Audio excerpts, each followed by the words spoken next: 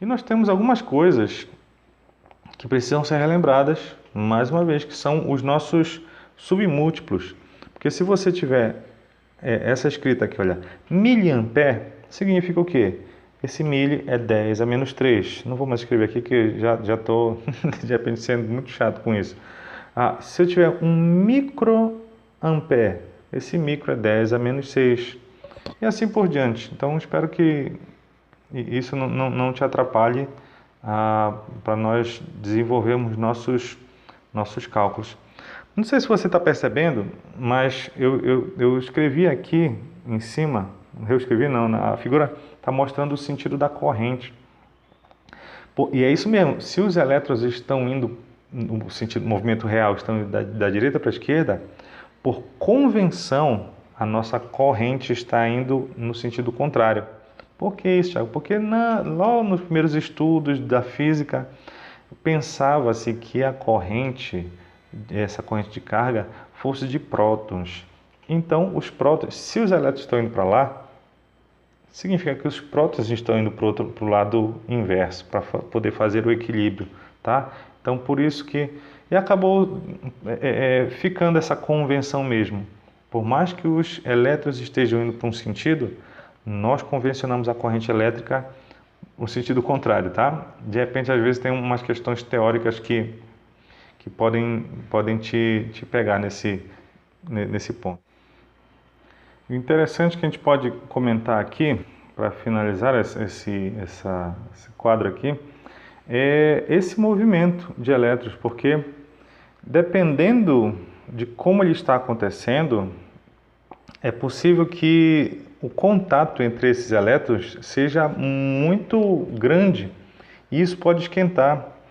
Então, tem um dispositivo que, não sei se vocês conhecem, que é o disjuntor de da casa, o disjuntor de um circuito elétrico. Como é que ele funciona? A gente calcula a dimensão, a grossura, vamos dizer assim, de um fio elétrico para passar uma certa quantia de corrente. Normalmente 10, 6 amperes. E dependendo da quantidade, aquele fio pode esquentar ou não. Esse dispositivo, o disjuntor, ele tem a capacidade, a gente vai ver melhor isso na próxima aula, de reconhecer quando uma corrente é muito alta, ou seja, os elétrons estão se chocando muito a ponto de esquentar. E ele desarma, ele abre o circuito, né? Tem um pininho que ele levanta lá, ou baixa, dependendo da posição que tiver. Isso significa o quê? De que aquele circuito está mal dimensionado. Que eu preciso dar mais espaço para aqueles elétrons correrem. Deu para entender? Então, essa seria o que a gente pode entender desse fluxo de elétrons. Né? Interessante. Ponto. Bora ver alguns exemplos aqui. Primeiro diz assim: um fio condutor é percorrido por uma corrente de intensidade de 200 mA durante 1 hora. Qual foi a quantidade de carga elétrica que passou por uma seção reta do condutor? Muito bem, sem desespero. Então, ele diz que a corrente foi de 200 mA num tempo de 1 hora. E quer saber qual a quantidade de carga elétrica que passou por uma seção reta do condutor. Aquela seção, aquele pedágio lá. Primeiro, bora tirar esse miliampere aqui. Então, milha é 10 a menos 3 ampere. Hora. Bom, hora a gente também tem que transformar para segundo. Eu espero que você já saiba que 1 hora tem 3.600 segundos, tá? Fazer todos aqueles esquemas. E bora jogar na fórmula. Corrente igual a carga por um tempo.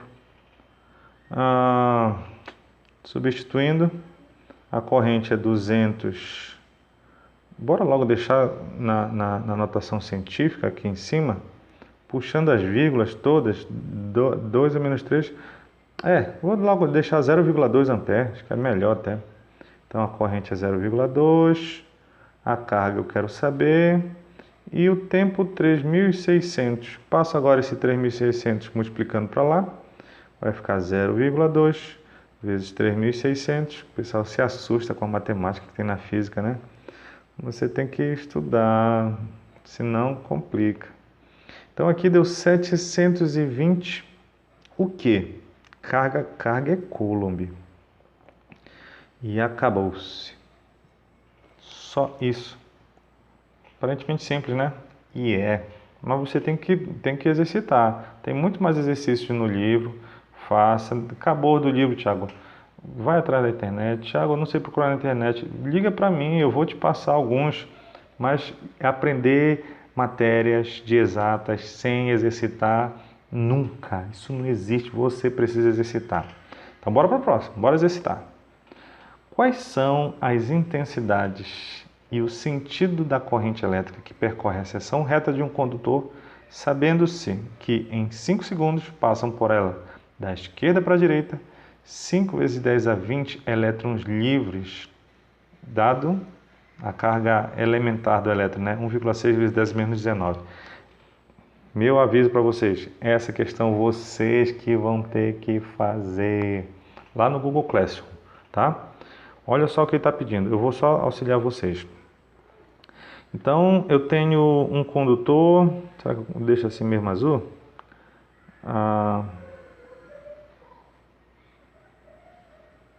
Deixa eu ver se eu consigo, não sei se ele vai aceitar esse risco. Aceitou. Então, ele quer saber a intensidade da corrente. Intensidade. Para intensidade é a equação, tem jeito, tá? Bom, tempo você tem, carga você não tem, mas você tem a quantidade de elétrons que passaram. Então beleza, então se eu tenho a quantidade de elétrons e eu tenho o valor da carga elementar, eu tenho o valor de carga, que eu posso jogar aqui, eu tenho o tempo, calculo a corrente, já calculei a intensidade. Fechou. Sentido da corrente. Sentido, não é o real, é o da corrente. Ele diz que os elétrons estão passando pelo condutor da esquerda para a direita. Eu vou desenhar só um, tá? Os elétrons estão indo da esquerda para a direita.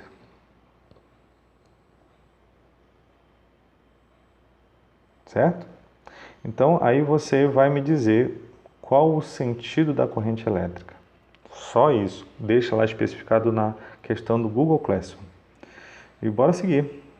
A última de hoje diz assim: um condutor é percorrido por uma corrente de intensidade 480 mA. Determine o número de elétrons que por uma seção transversal do condutor no intervalo de 2 minutos. Sabemos que a carga elementar, nós sabemos já, né?